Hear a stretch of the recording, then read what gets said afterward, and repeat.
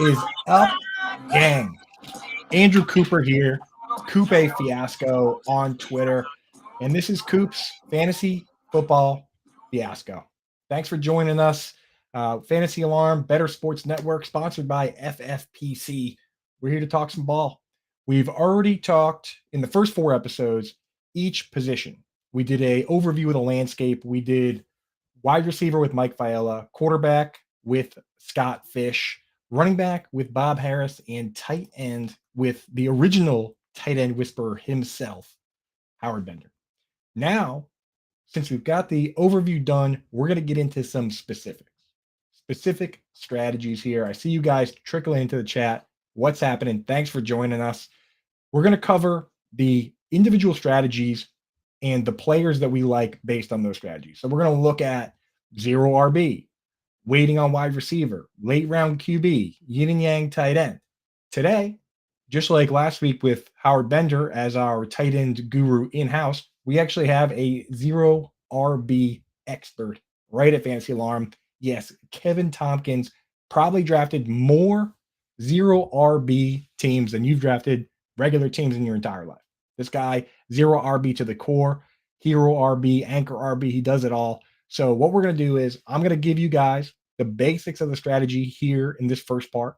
Then we're going to bring in Kev to talk specifics, both the running backs that he likes late and also the wide receivers that he's drafting in the middle rounds. Because the whole idea of the strategy is you want the value at wide receiver, quarterback, tight end early. So you're passing up on those running backs. Well, if you don't have guys that you like in that range, then why are you doing this strategy, right? So we're going to get into all that. And the first thing that I want to make clear, and I want to make it clear on every one of these episodes, we are fluid here. We don't go into a draft saying, I'm going to go zero RB and just stick with that no matter what. That's the wrong way to do it. The way to do it is to remain fluid early in your drafts, know all the strategies, know all the targets so that you can pivot to those if you need to, right? So you don't go into the draft saying, I'm going zero RB no matter what. But what happens is sometimes you go in, wide receivers, quarterback, running back, wide receiver, quarterback, tight end, those guys are following to you and you're picking up value. So you pivot to that. So you come out of the draft saying, oh, you know what? I couldn't pass up on DK Metcalf and T Higgins. So I ended up having to go a little bit of zero RB there. That is the real truth. That's the real strategy. Now, here's the other key to this strategy is that some people out there actually think that when you do this, you're doing it because you don't like running back, because you want to punch running back. You don't want to think about it. It's the exact opposite. You need to be an expert to do this strategy correctly. You need to know all the targets late. You need to know all the rumors that's going on. You need to know all the handcuffs, because the true power of this is you load up everywhere else and then you get to basically sneak by everybody by getting that sneaky running back, the breakout running back, and throwing him right in there. And running back, because of the fragility of the position, we know that they come out of that position more than they do other positions. So you can load up on high-end quarterbacks, wide receiver, tight end, and then still, if you hit on the right guy, hit on the right breakout, hit that. I mean, the guy that wrote the original article, 2013, zero RB and RB fragility and the myths of value-based drafting. It's the title, something like that, but it's a goated article, 2013, Sean Siegel. That guy himself in the Scott Fish Bowl with me in 2020 went out and executed his own strategy to perfection. He didn't draft a running back until round 11 in the Scott Fish Bowl, and his first running back he took, Kerryon Johnson, complete bust. But he had his ears to the street with the rumors and was able to grab James Robinson late in the draft, and us being the fools that we are, let him get Mike Davis off the waivers in a year where Christian McCaffrey got hurt. And those were his 2 running backs. And all the wide receivers he drafted were awesome. The quarterbacks he drafted were awesome. The tight end was awesome. He came in second in our league, which put him into the playoffs. I'm not sure how he did after that, but all you really got to do is punch your ticket to the playoffs in fantasy football, and then anything can happen, right? So that's the game plan here. I've seen the guy who basically invented the strategy do it himself and make it work. So we know that it works, right?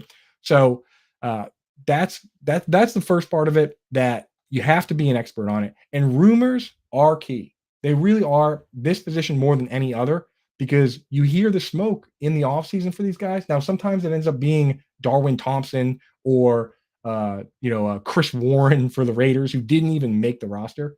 But sometimes the smoke ends up being true. James Robinson, great example. Alvin Kamara, everybody's talking about this guy all offseason, even though they had Mark Ingram, even though they had Adrian Peterson, he comes out and crushes, right? He comes out and immediately carves out a role to the point where they trade Adrian Peterson.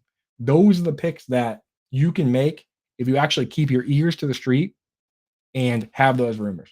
Now, with the strategy, one key in your draft, because obviously this isn't just a draft strategy, but one key in your draft is you have to have balance. I've seen too many times people go out with this strategy and lean too far into one side or the other side, and it blows up in their face. And what I mean by that is sometimes you'll have a guy that goes out and he only drafts guys that have standalone value, but don't really have high upside. So in past years, they would load up on guys like Gio Bernard and James White and these pass catchers, and their whole bench is just mediocre guys where they're not really picking the right guy week to week. It doesn't give you the upside that you need, right? On the flip side, I've seen guys do the opposite and they go out and they only take handcuffs and rookies and just super high risk, high reward injury guys, and that blows up too. Like you go out and you take Alexander Madison, who for a long time you couldn't start at all unless Dalvin Cook was hurt, and then you take whatever the hot rookie is, who they could break out, but they might not even get ramped up for the first like 5 weeks. David Johnson, week 1 as a rookie, got 0 carries, 0. So and then they take guys like Raheem Mostert, which it's great. You get the discount because of the injuries, but he gets hurt every single year. So if you go just super high risk like that, you end up in a situation where you're sitting there and you're saying, "Oh, well, I ended up with nobody." So you want a balance. So let me give you an example now of 2 guys that you can draft with this strategy that'll give you some balance. And to do that, I'm going to look at FFPC ADP. To me, those guys really, it's the experts of all experts. Leagues that we can win, you can definitely take advantage of the ADP because I don't agree with all of it, but it's good to look at it because these leagues, they go from anywhere from $5 entry all the way up to 5,000. In the main event, $2,000 buy-in, winner gets $1,000,000, and it's only like 6,000 teams. So this isn't some league where you pay $20 and the winner gets $1,000,000, but you're playing against 75,000 people. This is big dog stuff. $2,000 in, 6,000 people. Somebody's walking away with big money, and even second and third and fourth place are walking away with big money too. If you would just win your regular league, you walk away with a decent chunk of change. So based on FFPC ADP, and if you want to take advantage of these guys at their price, because I like both these guys at their price over there, go to myffpc.com, use promo code ALARM, and if you deposit over $35, they'll give you $25 for free. So go get set up there. The first guy I like, Antonio Gibson. This guy, to me, he's the safe guy we're talking about. RB 33 off the board, ADP 98. So round 8 or 9. So you can go out with the 0 RB strategy and draft 5 or 6 wide receivers and a quarterback and a tight end, and then take this guy. J.D. McKissic is gone. That was the big barrier. J.D. McKissic was the better pass blocker, so he was earning that role. He's not there anymore. Brian Robinson does not catch passes, and he's not a good pass blocker. It's pretty clear what they're going to do there. Brian Robinson's going to be the early down guy. Antonio Gibson's going to be the pass catching guy. And we watched Eric Bieniemy, the new offensive coordinator who just came over from the Chiefs. He loved Jerick McKinnon last year. Jerick McKinnon got 71 targets. Does that sound good? Like in PPR, that's a guy that you can start right away immediately, and you can get him in round 8 or 9. So this is a guy, if you go hero RB, he can be your RB2. Or honestly, if you're just going to completely punt it and just load up on other positions, you can start this guy right away. Now, the flip side is, so we got a safe guy here. Then we want to take some risk. Another guy I like, Devon Achane. He's a rookie. He's going RB 40, ADP 119, which is going to be round 10 or 11. So you can take Gibson in round 8 or 9, come right back, take Achane in 10 or 11. He's super risky. He's a rookie. We don't know what his role is going to be. You can't throw him in your lineup week 1. I guess you can, but you can't trust him. You can't, it's a dangerous situation. We don't know who the starter is. So if you're drafting right now, you have no idea what's going on there. And if you're drafting right now, it could get even dicier because there's been rumors that they might sign Dalvin Cook, Leonard Fournette, Zeke Elliott, Kareem Hunt. All those guys are floating around out there. So this guy is already potentially part of a 3-headed backfield that could add another player. So it's about as risky as you can get. But the reward, this guy runs a 4.32 40. Absolute blazing speed, 99th percentile per player profiler. And he's operating in an offense with Mike McDaniel calling the plays, with Teron Armstead at left tackle and Alec Engold at fullback. That's the exact setup they have in San Francisco. Mike McDaniel brought that offense over, that they use Trent Williams and Kyle Juszczyk in, and that's how Christian McCaffrey's the RB1, and that's how Elijah Mitchell was a good player even in that setup. So whoever the guy is there, I'm in. And this is a guy very risky, but very high reward. So those are two guys that you can wait. You can literally take 5, 6 wide receivers, a QB, a tight end, be all set up, and then go bing bang and give yourself a guy you can start and give yourself a guy with high risk upside. Those ADPs are based on FFPC right now, expert leagues. Go over there, use my FFPC.com, use promo code ALARM, and first time depositors, they give you an instant $25 if you deposit $35 or more. So that's the move. The thing is, even with those two guys, if even if A-Chain hits, Antonio Gibson might not be the highest upside guy. That's why this strategy, it's not just only for people that are RB experts, but you also have to be an active fantasy gamer. This is not a strategy to use if you just draft your team and start whoever it is, and you're not making waiver moves and you're not making trades. That's never going to work. If that's the kind of player you are, and that's fine. Honestly, I've had plenty of leagues where I draft my team and I don't have to do anything. Like, the team is just good. Sometimes you just hit and you don't need to do trades, don't need to do waivers. But if that's the kind of player you like to be, I suggest drafting a balanced team. Just draft a normal team. It's not that hard to take 2 or 3 wide receivers, 2 running backs, a QB, and a tight end with your first few picks and just hope you hit. But if you are an active gamer and you pay attention and you're willing to get aggressive with your fab and you're willing to make aggressive trades, this is the strategy for you. But you have to hit on that guy. If a James Robinson's out there on waivers, you have to get them. That's how Sean Siegel put the screws to us. If we were paying attention and we drafted James Robinson and we grabbed Mike Davis, maybe he doesn't make it, right? Maybe he's the one that gets, that ends up with all these great wide receivers and stuff, but he just never quite finds the guy, which happens a lot with zero RB. So make sure that if you're going to go with this strategy, that you're going to be ready to rock and roll in that. And the beautiful thing about this strategy when it comes to that is we have all the write-ups in the Fantasy Alarm draft guide right now. Kevin Tompkins wrote a full, beautiful article on zero RB. We're going to bring him on shortly to talk about that and talk about some of the guys he likes. But he actually went out of his way to create a system that we're going to ask him about shortly, where he categorizes all these players into the different types of guys they have, whether they have standalone value, whether they're part of an ambiguous backfield. It is amazing strategy, and it really helps you build a balanced backfield, right? A balanced roster. And with my own rankings, the dynamic tier rankings, I basically started out doing yin and yang tight end, which is a pairing system. You take a very safe tight end to start early on and then just try and hit upside. I went and created dynamic tier rankings for every position a lot of it, I leaned into what Kev talks about. So I looked at Kev's stuff. I talked to Kev all the time, and I went in and attempted to categorize and rank these guys so that you can give yourself a good balance. Obviously, the first 24 or so players, they're just, bell cow types and obvious picks. After that, we break them down and we say, okay, is this a pass catching back, a James White type back that I can count on for a floor, but doesn't really have great ceiling? And then are we going for handcuff pluses, all these different things, right? And also in the draft guide is another article by Britt Flynn. She's got the anchor RB strategy, which kind of similar, but a little bit different.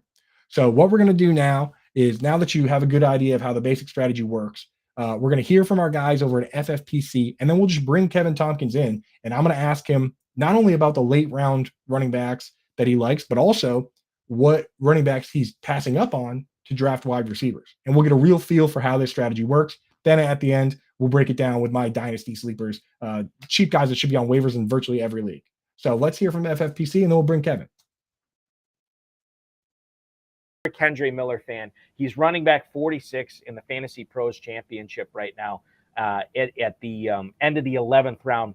I want you to talk a little bit about him from both standpoints. Number one, from redraft.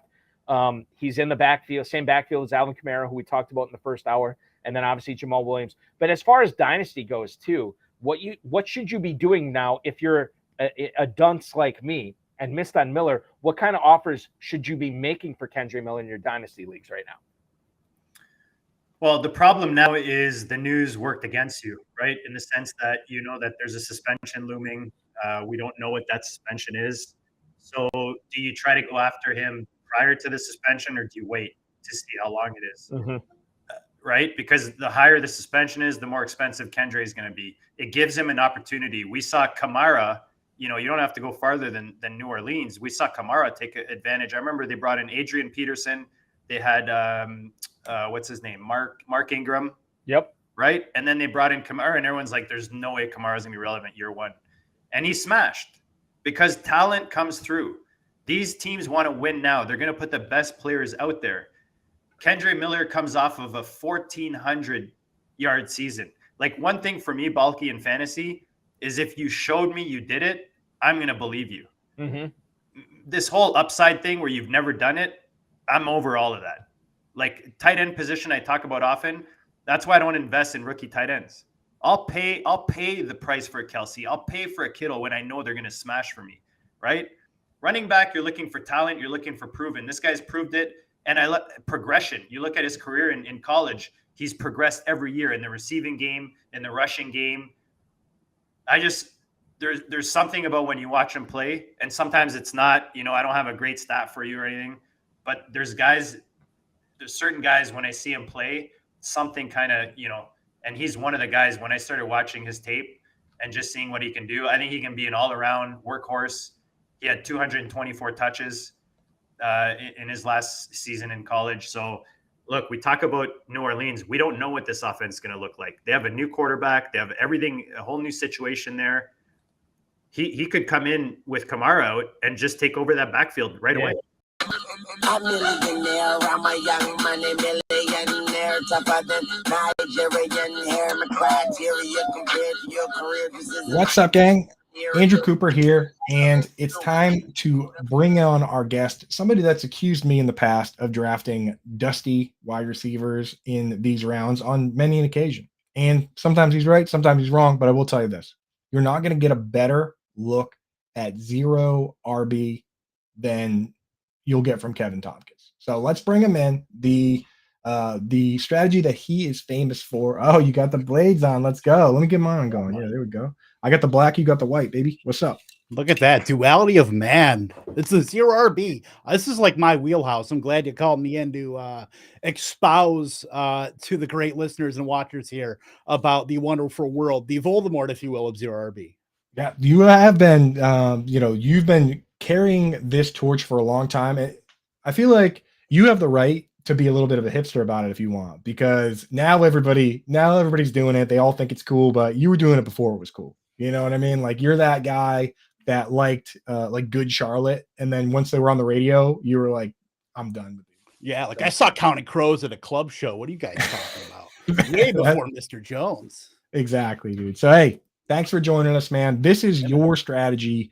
So, and again, I even look at the landscape, and this year, even I'm doing a few of them, honestly. And like I said in the beginning, it's almost against my will, because like my thought process generally has been, I like running backs. Like, I like the early running backs. I like the bell cows. I don't like having to think about it, piece it together. But this year, I just like the value so much that I've been doing it and then pivoting to it.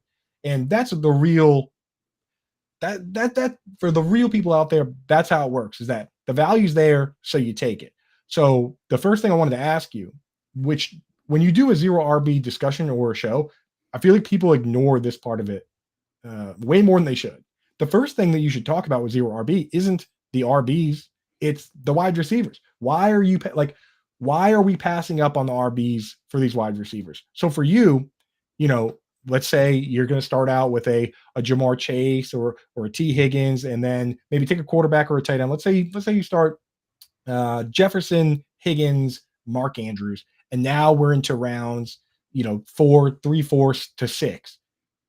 What wide receivers are you hitting in these rounds that make you say, I'm not taking any of the running backs until these guys are gone? Yeah, like with the first few rounds, I'm really just trying to kind of build a base of points where I know I'm going to be able to get running backs later. So I want to be able to I want to get to the flex. I want to beat everybody to the flex position and do that with wide receivers. So yeah, if I start like a Jamar Chase and come back with a Chris Olave or a T Higgins or something like that, I'm looking for guys, with upside, because I have the guys that are going to be locked in at the very beginning. So I look at guys like, before I even talk about that, who are guys that are going to be priced higher in 2024? That's like the thought exercise that I do, where I'm looking at these guys. I'm like, who can I see myself drafting in the second round next year? And I think first and foremost, a guy maybe that's a little bit polarizing, Christian Watson. He's going ahead of guys like Keenan Allen. He's going ahead of guys like, Deebo Samuel, guys like going after those guys. But we know he has the athletic profile that we want. A guy at 6'4", 215 pounds, had a lot of touchdowns last year with Aaron Rodgers. Maybe the touchdowns don't exactly come, with Jordan Love in 2023, but you're talking about a guy in an ambiguous wide receiver room, just an overall receiving room, and has the ability to earn more targets. After him, Romeo Dobbs, Jaden Reed, Luke Musgrave, Tucker Kraft. It's the youngest position group. Yeah, it's the youngest wide receiver / tight end position group in the NFL by far. So Christian Watson is head and shoulders above that. I can totally see him upping the target earning potential and maybe lowering his ADOT just a little bit. I mean, he can still be a deep threat, clearly, but if you add in maybe 130, 140 targets to that, lower the ADOT a little bit, you've got a recipe for a guy who's going to finish in the top 12. And, we've seen how much wide receivers get pushed up in drafts. So we want to see him.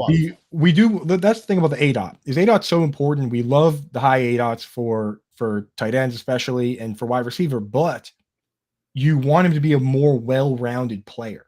And we run into this with running back too, where everyone's like, Austin Eckler is a perfect example, where as a rookie and early in his career, his yards per carry was like 7, right? But people didn't realize that it was because he wasn't getting the short yardage work. Melvin Gordon was getting all that. And they wanted to keep both, but you can't really have it both ways, right? A 1-yard run on 3rd and 1 is a great football play, and it kills your yards per carry. If you score a 1-yard touchdown, that crushes your yards per carry, but we shouldn't care about that, right? So like that goes for wide receiver too. If you have this like 20-yard ADOT, that's great and all, but you might end up being like what T.Y. Hilton was last year. Like Tyrell Williams. Exactly. Like you're not a well-rounded player. So we want that number to come down just so you can see him have a bigger route tree. And I will say this about Christian Watson is people forget that look at 2010, the best example, I bring this one up often, is that Mike Williams for the Buccaneers was the best rookie wide receiver that year. And as the next couple of years trickled through, the best wide receivers from that class ended up being Dez Bryant, Demaryius Thomas, Eric Decker, Antonio Brown, Golden Tate, Emmanuel Sanders. Like Michael Williams wasn't even in the top 10 from that class. It was a crazy class. But so we love Garrett Wilson and Chris Olave, but they're already priced the way you're talking about, Kev. They already did what you said and became that guy for this year. We want to find this year's. And why can't it be Christian Watson or Drake London or any of these guys? So, Watson, perfect example. What else? Give me at least one more from that range of wide receivers rounds. Again, rounds 3 to 6, where we're saying, I don't care if I have 4 wide receivers. I'm taking this guy if he's there. Yeah, and we have gone back and forth on all the rookie wide receivers, like Jordan Addison. We've been talking about him all off season, but I'm going to actually pivot to somebody who I haven't talked about as much, and it's Jackson Smith and Jigba, a guy that is a player that, he is a player that's going to change how an offense operates. Seattle ran a lot of 12 personnel last year with Noah Fant, Will Dissly, Jackson Smith and Jigba, bringing that guy into a room with Tyler Lockett, with DK Metcalf. He's going to change how, they're going to run a lot more 11 personnel this year, just because they're not bringing him in to bring, him in like they did D. Eskridge, a couple years ago, where he's just going to be a situational guy or a Marquise Goodwin. JSN is going to be in. He's going to play. They're building an offense around Geno Smith. They brought in Zach Charbonnet as well. They've stocked up the skill position group in Seattle. And really, you have a lot of late season upside with JSN as well, because Lockett's going to get his. He might see a higher ADOT this year because they don't need him to run a lot of those shorter routes that Jackson Smith and Jigba can do. So if you're looking at later season upside, there are plenty of paths where JSN could outscore Lockett, possibly even Metcalf at the end of the season, and be one of those late season hammers you need to win leagues. I mean, he looks so good in the highlights so far. I know that we can't fall into that trap, but you know what? It's okay to enjoy highlights, man. Football is awesome. Yeah. You don't have to sit and watch a one-handed JSN catch and say, oh, well, it's just camp, blah, blah, blah. Dude, these are professional athletes going up against other professional athletes trying their hardest. That is cool. There's not that much difference of him burning a corner for a one-handed catch in camp versus in a game, man. Those are the reps. It's real live football, right? We're not talking about, Deuce Vaughn running through a line where everyone's just kind of tapping him and trying to punch the ball out and no one's actually tackling. Maybe that's a little different. But when it comes to coverage with these wide receivers versus corners, they're not taking anything off in these plays. Nobody's taking a play off. Everyone's fighting for these jobs. So I've been impressed with what I've seen from JSN so far. And it's worth noting, we don't predict injuries, right? But there's a difference between predicting injuries and accounting for them in your rankings. And Tyler Lockett turned 31 years old. I know historically he's played through injuries, but there's been times where he's been banged up and he hasn't been a factor. Pete Carroll will let him play no matter what. His arm could be hanging off. Pete Carroll would let him go out and play. But in those games, we've seen it. He does a bit of the decoy stuff, right, Kev? Yeah, he's going to close a real estate. He's going to lock that up, and then he's going to come out on Sundays. That's so crazy that he is like a legitimate real estate agent too, right? Yep. He's a very interesting cat, and he self-reported that he was actually celibate, saving himself for marriage. He just got married, so hey, maybe that lifestyle now. Football's not as important. You never know, Cap.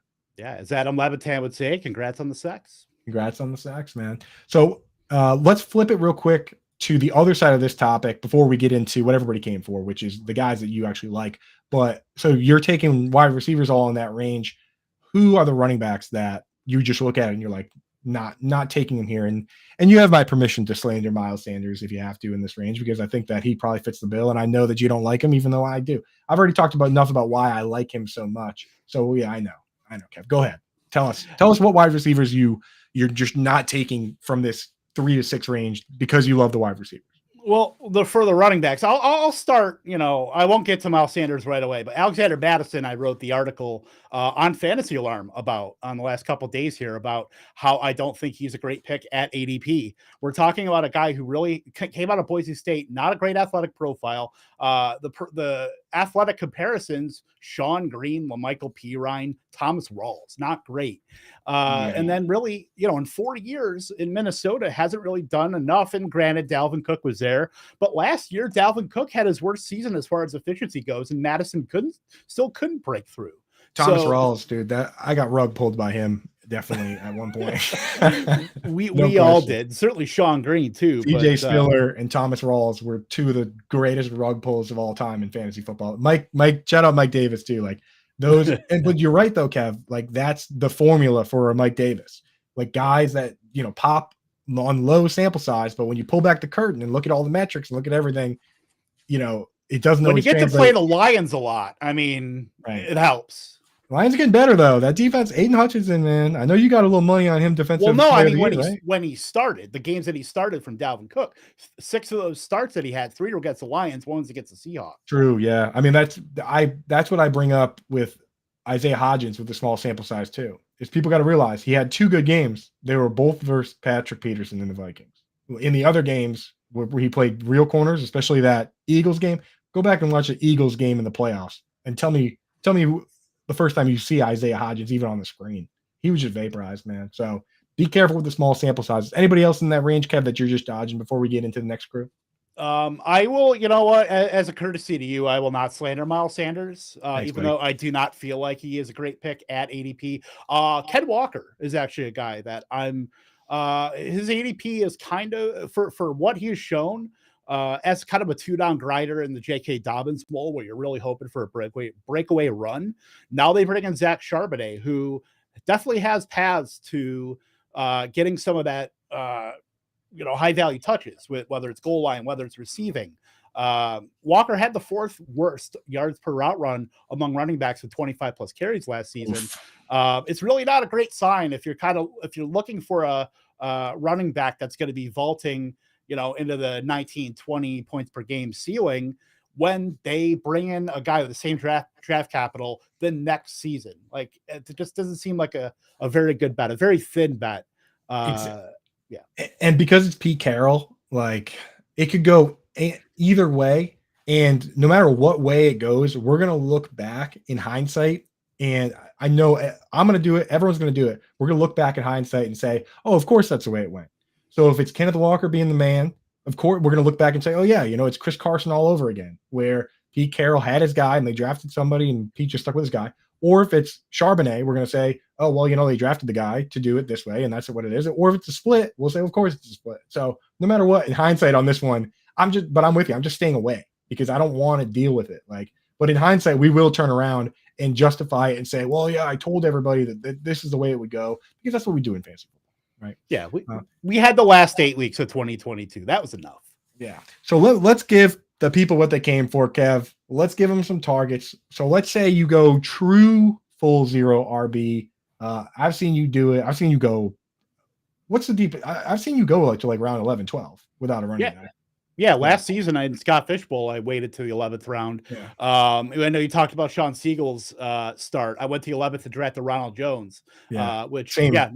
Not great, Bob, but I did back that up with Tyler Algier and Rashad White. So that they both carried me last year. But if we're looking at, going full zero RB, let's say eight rounds is 8 rounds, I think, is already, that's you can take 5, 6 wide receivers, a quarterback, and a tight end. I think that is well within the range of actual reasonable. So give me somebody safe first. So I talked earlier on the show about pairing. You need somebody you can start early, and then you need the upside guys. So give me some safe guys that you're starting for your teams in week 1. Yeah, you talked about Antonio Gibson. He's definitely a guy I like, but I also like his backfield mate too, Brian Robinson. Yeah. With now, his ADP is lower than Gibson's. Robinson saw the 8th highest rate of 8+ defenders in the box last season. He averaged 3.9 yards per carry, but the dude also got shot last offseason. He did avoid that this year, so I think we're going to be so far. Yeah. There's still a little way to go. Still in DC. Yeah, but I'm still willing to give Robinson the benefit of the doubt in that, and that we know he's pretty much locked up at least a 2-down role there. Gibson should be able to get most of the receiving there, but I like both. They're both good complements to each other, and both, even like in a best ball or even like in some redress, if you want to get funky, draft them both because you can start them both. Right. And the way I look at it is if I play in standard or best ball or half PPR, then I probably would lean into Brian Robinson. If you play in full PPR or half PPR, Antonio Gibson. But Gibson's not a guy I'm drafting in standard. And if it's PPR, then, you got to lean into the narratives. All right. So pretty solid. Let me get what about risk? I want super high risk, high reward guys. You probably can't trust in week 1 in your lineup unless you're a crazy person, which, Kev, I know I've seen you start some wild running backs in week 1, just right from the rip. But give me somebody real risky that you would prefer to have them as your RB3 or 4 on the bench, where you say, hey, if this guy pops, then we're going to be looking real good with the wide receivers and tight ends. Yeah, the guy I probably drafted the most, and once my slow drafts finish up on Underdog, I think he'll likely be one of my highest exposures. Jaylen Warren for Pittsburgh. Yeah. Definitely Najee Harris, a lot of questions, and having to draft him in the 3rd round. with his efficiency. And then Warren, on the other hand, was ultra efficient and had a 1.24 yards per route run, the third highest among running backs next to Eckler and CMC. Pretty good company there. So, and we've gotten good reports about Jaylen Warren too, that he's been the best pass blocker in Steelers camp. I've seen clips of him last year, in fact, and some this year. There were clips from last year, him just burying people in the pass blocking. He packs a punch, huh? Yeah, and we're also past, when you draft a running back in the first round like Najee Harris was, you usually get a nice grace period a couple seasons. We're in year 3 of Najee Harris now. So I think it's kind of maybe a little bit of a danger zone where if Najee Harris is still inefficient, remember he had a foot injury, I believe it was a Liz Frank, plus now they've fortified their offensive line to a degree. If Najee Harris is still not great, if he doesn't come out of the gates firing, we could see Jaylen Warren eat into more of that work. And, he could be a guy that you can't take off the field. So he's kind of a wait and see option for me, but I do like that kind of dichotomy there in Pittsburgh where Warren could be, two ships passing in the night where Najee Harris would be coming down, but Warren be coming up, kind of like Tony Pollard-esque. Yeah. Now, the interesting thing here and what is going to be the big difference maker for Jaylen Warren is, so I pulled up, Kev, we've been talking about this all season, but I pulled up those stats on the 2-minute drill. So I pulled up last 3 minutes of the second quarter, fourth quarter, and overtime, just to see when teams were either tied or trailing, to see who was getting those looks. And Najee Harris got virtually all of them last year, which, that's usually how it goes when you have a young guy coming in. If Warren can claim that role. And the reason that the 2-minute drill role is so important is that you don't come out of the game, right? You have no time to do subs. The person in there needs to know all the audibles. They need to know all the pass blocking schemes, right? So whoever gets it gets all the snaps a lot of times. If Warren can win that job, which there are rumors that he's been better in pass blocking, if he is better in pass blocking and he can figure out the playbooks and the audibles, he could take that role, and that would mean all the difference. That would be everything. Like if they just say, hey, because Gio Bernard did that to Joe Mixon, and he just kept that role the whole time. And that's why Mixon for a long time just didn't have the upside, right? Samaje Perine kind of had it too. Well, to be honest, I think Mixon maybe doesn't really know the pass blocking schemes that well or something. But if he can claw that away, then beautiful. Give me before we let you go, Kev, give me a rookie. Rookies are fun, man. Shiny. Give me a shiny rookie that we can go for. Yeah, I mean, I talked about him a little bit already. Zach Charbonnet, who's a guy I'm drafting a ton of, just because of how I'm pretty bearish on Ken Walker. The multiple paths to a lot of the high value touches that we look for. We're looking for running backs that are getting goal line work, or at least have a path to it, have receiving upside. I mean, we'll look at the backs that we've been targeting, from like the Chargers, the Tampa Bay Buccaneers, where they've had so many high value touches as a team the last couple of years. I think Seahawks can certainly be in that group as well as an ascending offense, adding so many pieces, obviously JSN, Lockett, Metcalf, Geno Smith, really building that offense around him and his talents, hoping for a nice year too in Seattle there as the starter. So, Zach Charbonnet can wrestle some of that away. He's more of a wait and see guy too, kind of like in the Jaylen Warren, where you're not going to be starting him week 1, but you want to see what his role is going to be out of the gate and then kind of going from there. But massive contingent value too, where if Ken Walker goes down, you're looking at Zach Charbonnet probably getting close to 60% of the snaps, if not more, next to DJ Dallas and Now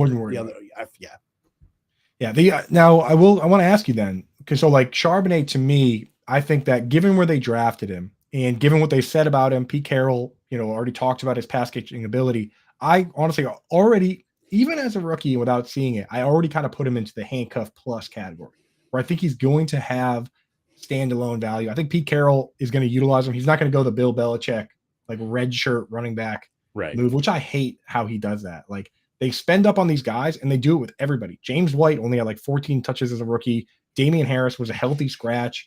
Ramondre Stevenson, week 1 last year, despite how good he was, he played fewer snaps than Damian Harris and Ty Montgomery.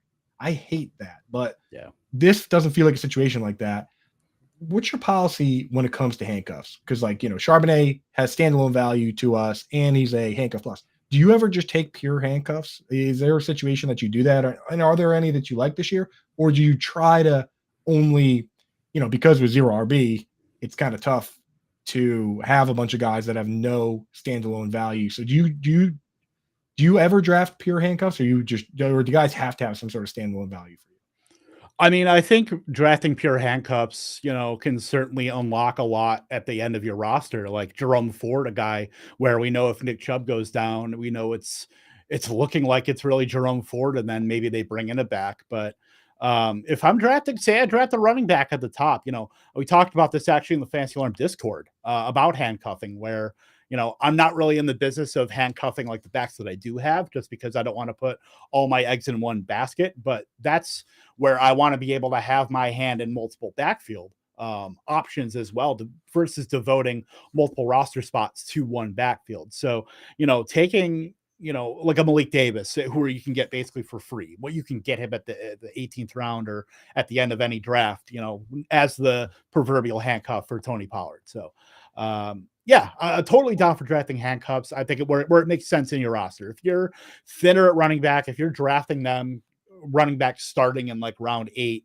you're going to be drafting with more volume, quantity over quality, then maybe it certainly makes sense. But you also get a spot on your roster to churn as well, so you can find those up and coming players that maybe find a role and kind of switch them out too. Yeah, and that's the thing. But people that do the whole like corner the backfield move, especially when they're all the backs are kind of handcuff pluses and it's like a rotation. I don't think those people have you. That's a strategy that you do once, and then after the experience, you don't do it again. Like the people last year that went out and were like, I'm taking Chase Edmonds and Raheem Mostert and Jeff Wilson. I'll just have the whole Dolphins backfield. Like, how'd that go? How'd that work out for you? Like that was an awful experience. That's something that personally I do more in Dynasty, where it's like when it's uncertain, I'll just grab a bunch of guys. I mean, I'll be completely honest. That's how I got Aaron Jones in my biggest Dynasty league, is that I drafted Ty Montgomery and when he was a starter, and I was like, I'll just grab the backups too, because they were like free. So I grabbed both Jamal Williams and Aaron Jones. And actually, Jamal Williams has been great too, last year at least. So did you get Devontae Mays too? No, I did not take Devontae Mays. That was a crazy year for them. Smart on your part. Yeah, they took, but yeah, they took like fourth round, fifth round, seventh round running backs that year. Yeah. So pretty wild. But yeah, I'm going to talk about Dynasty backs coming up after this. Kev, why don't you tell everybody what you have going on, man? I already plugged a bunch of your stuff in the first segment, talked about everything, like the stuff you have in the draft guide. Tell everybody real quick before you go about your system. I love a good acronym. So why don't you hit the people with it? Yeah. So as far as how I kind of sort out these zero RB running backs, I call it the CAR system. So you've got contingent, ambiguous, receiving, and standalone. So I like to sort those running backs, and it's not good to have, a bunch of, receiving backs can only give you so much upside.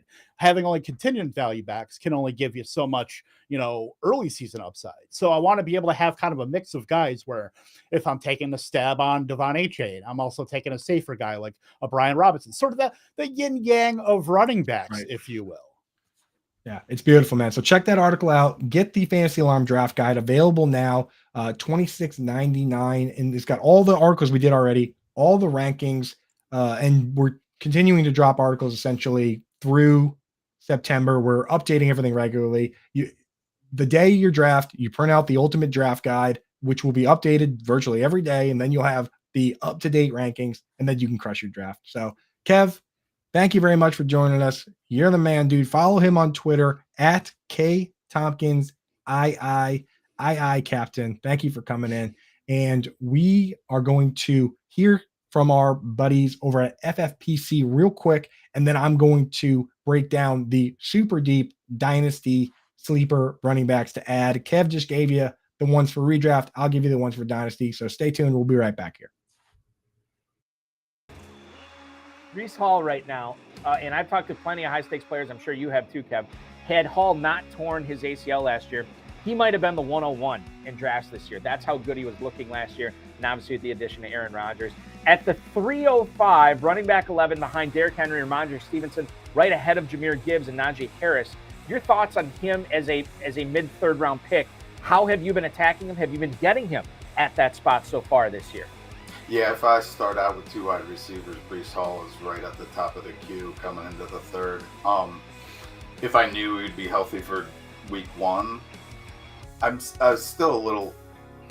Well, he'd be going higher than the mid-third. Right. He may go 101 or well, RB1 at least. Yeah. But I don't think we know that even if he's healthy in spring and the summer, I still like if I'm running a team, if I'm the coach, I'm bringing him back slow. Like he's on a pitch count. Like I want him for the end of the season because I got Aaron Rodgers for the playoffs, right? Like even if he's fully healthy, I would work him in slow. But that is actually what you want. Like he's still going to get the high value touches. So yeah, if we know he's healthy, he's a first rounder. So like if he's sitting there in the third, especially when I get 2 wide receivers to start, I'll take Hall all day. Yeah, it almost makes me think that the uncertainty with Breece Hall has made him unfairly fall too far, right? Like because we're talking about the team here in June. They're still hoping that he's ready for week 1. This is not, oh, we'll see what happens. Oh, we're taking it day by day. Oh, we're liking how he's coming along. No, they still think by week 1. And the fact that we have that timeline, I think, maybe bumps him up, especially as the drafting season gets deeper and deeper here in July and August. Maybe we start seeing him go up the boards as well.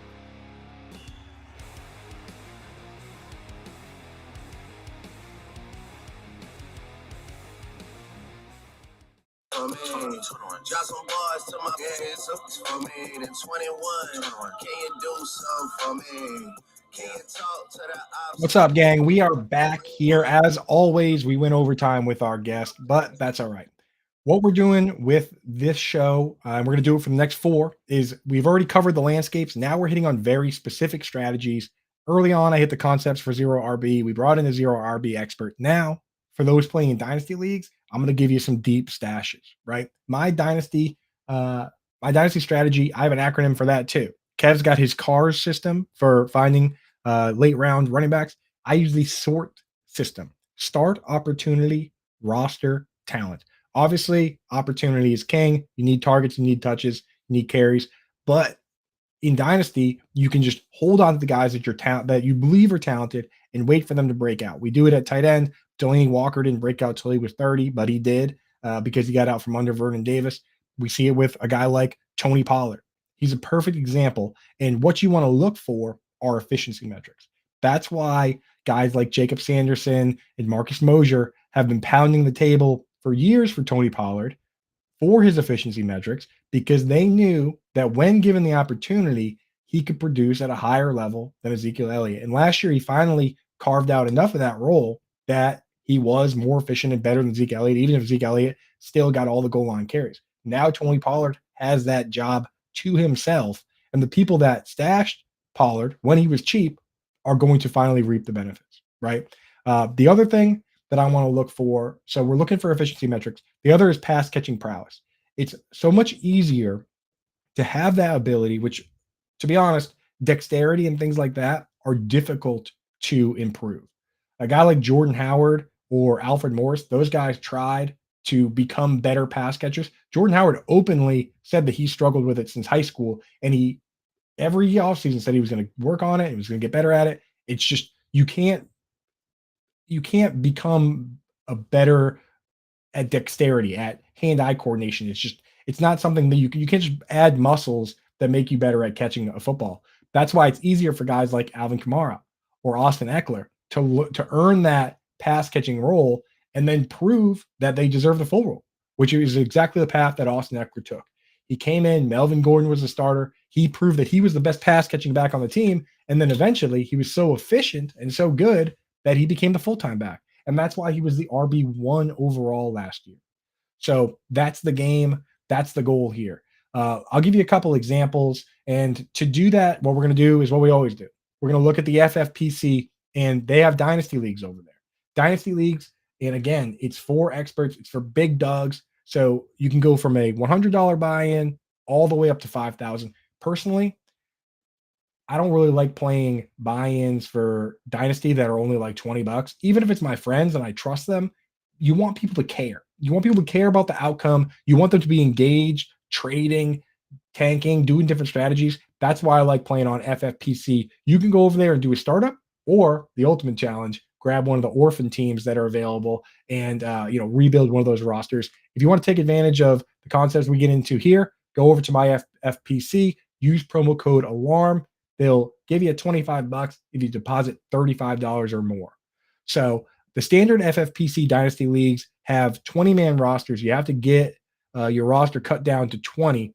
So I went in and I looked at the guys in startup ADPs that were going outside there, guys that we can find on the wire or you can get for free, right? And I looked at 3 different types because that's what we've been talking about today, right? So if you need a starter right now, a guy that I actually like is Raheem Mostert. Even though I mentioned Devon A-Chain, Mostert goes off the board at pick 257. What if there's a world where they drafted A-Chain because they like Mostert so much, and he's just Mostert insurance? Mostert does get hurt. We talked about how he's been hurt virtually every year, but when healthy, this guy is explosive. He's especially valuable in best ball, and FFPC has Dynasty best ball formats. This guy has 4 plays of 50-plus yards in recent years. In 2020, he had plays of 76 and 80 yards in back-to-back weeks, and those 2 plays were the 2 fastest on-field speeds recorded by NFL Next Gen Stats. Yes, he had a 80-yard run against the Cardinals, and the very next week, 76-yard reception against the Jets, or vice versa, and then he got hurt.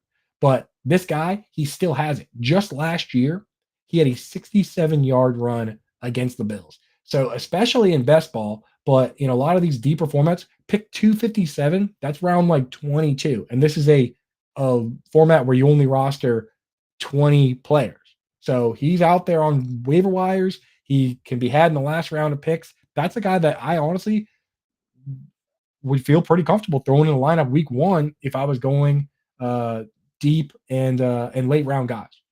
Now, if you want a guy that has a mix of both youth and potential, I look at Pierre Strong, going pick 260, pretty much free. And this guy, just like Mostert, crazy speed. 99th percentile speed per player profiler. He runs under 4.40. Guy crushes. And he's a mix of youth and talent because he obviously was a pick last year, so he's fairly young, but he might have an opportunity right away. You look at Ramondre Stevenson, he's the starter. But last year, Ty Montgomery, week 1, actually played more snaps than Ramondre Stevenson, played 20 snaps in the backfield, caught 4 passes, and then he got hurt. This year, Ty Montgomery has been reportedly working out with the wide receivers, and he's wearing that. He's not even wearing the helmet that running backs are required to wear. So it doesn't look like Ty Montgomery is going to be in the mix for that role. Pierre Strong could have that role right away. So you have the youth, you have the talent that we like. His draft capital was fairly high, and he's got the speed, and he might get that pass-catching role. So at pick 260, I mean, you should just go check in your Dynasty League, see if he's on waivers right now and add him, just to see week 1. And if you got to cut him because he doesn't have a role, you got to cut him. But these guys are free. The last one that I'm looking at that is absolutely free at ADP 344. How deep of a league do you have to be in to get to 344? That's Deion Jackson. Deion Jackson, still only 24 years old, right? He's a restricted free agent next year. Sometimes those guys don't get picked up. A lot of times they do because the team can keep them for dirt cheap. But still, the year after this, he'll become a free agent where he could catch on somewhere, or maybe next year. But 24 years old still. Last year, when Jonathan Taylor was hurt, he came out and had a game with 10 receptions, 10 targets, 10 receptions. In some of those other games, he was catching 4 targets. Multiple games where Jonathan Taylor missed, he had 4 receptions, which that's all you really need in this world for a guy that you're taking at pick 344. And now, with all this Jonathan Taylor turmoil going on, a little battle between him and the owner there, a little bit of Twitter fingers going on. I don't know. Maybe JT gets traded. Who knows? All I know is that Zach Moss is a plotter. He's not going to be a full 3-down back. We want the pass-catching guy. It's Deion Jackson versus Evan Hull. Evan Hull, kind of interesting. His ADP is 264, so he's free as well. You can grab both those guys if you have a deep enough roster and just say, hey, you know what? Whoever the pass catching back is, that I'm going to end up with him. But yeah, those guys are all available. Raheem Mostert, 257. Pierre Strong, 260. Deion Jackson, 344. If you like the sound of that, you like these strategies, take advantage of it. Go over to FFPC, which these ADPs are based on. Get yourself set up with a Dynasty team. And when you use promo code ALARM, they'll match $25 if you deposit 35 or more.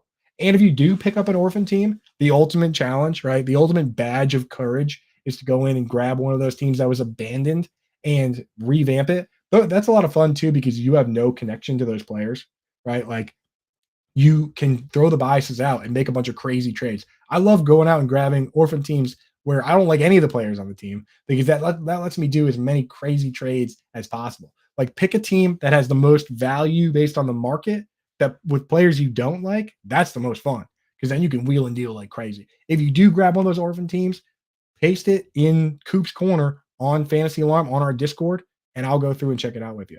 And we'll figure out how to save that team, and we'll go to the loony bin together, right? Last thing I want to throw at you guys, keep an eye out for guys that are making crazy plays, especially on special teams. I talked about it with Alvin Kamara. As a rookie, he ran back a 106-yard kick. That puts him on the radar. David Johnson, I talked about him, how he didn't have any carries week 1. He had a 55-yard reception. Very next week, runs back a kick 108 yards. So the first week, 43-yard kick return. Next week, 108 yards. Then he was on our radar. Then he was a guy. Rookie Dez Bryant ran back 2 punts for touchdowns.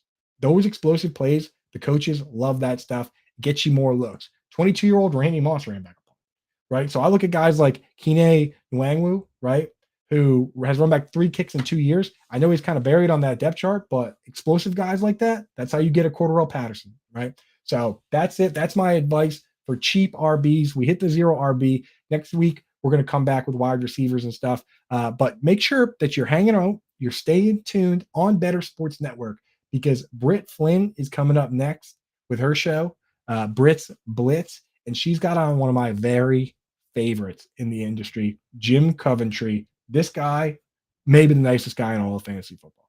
He is just an absolute gem. So make sure you stay tuned and watch Britt hanging out with Jim Coventry of RotoWire. Absolute angels, the two of them. I'll be watching. So make sure you stay tuned and watch. Thank you, everybody, for joining. And we will be back next week to hit on another position, another specific strategy that you can use to win your leagues. All right, gang. Thanks for joining us.